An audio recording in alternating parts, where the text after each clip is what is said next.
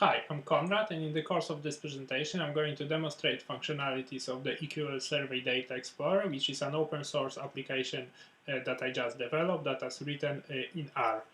And as you can see, the application is currently running in my web browser Safari. So whenever starting the application, the end user is provided with a number of relevant options. So we can start our analysis by looking at the available questions, and we do that by progressing to a second option in the menu.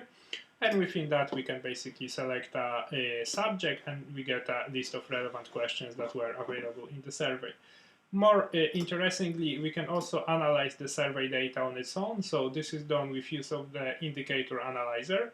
And whenever we progress to that option, we have a very simple menu where we can basically select indicators. So just for the sake of example, I might just look on some of the health data.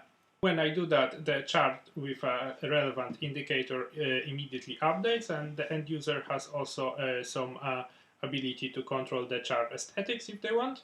For instance, we can hide the bar labels, and we can also export the corresponding data. The key functionality of the EQL Survey Data Explorer is concerned with providing the ability to analyze the EQL indicators in relation to other publicly available indicators.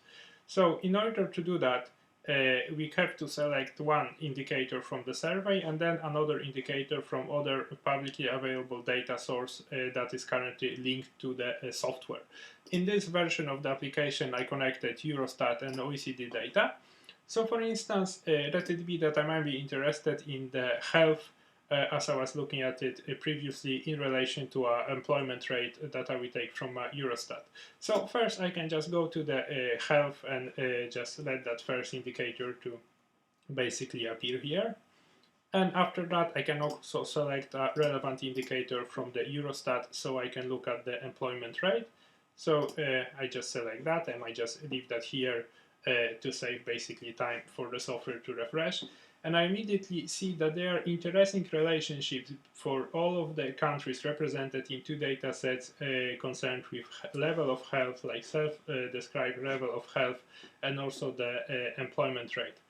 So after this kind of initial exploration, I can also get a formal model. So I just do it by going to the model tab.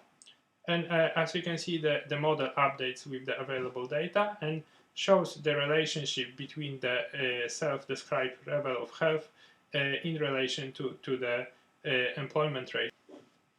And this is it. So I hope you enjoy it, and I hope that you will make use of the EQL Survey Data Explorer.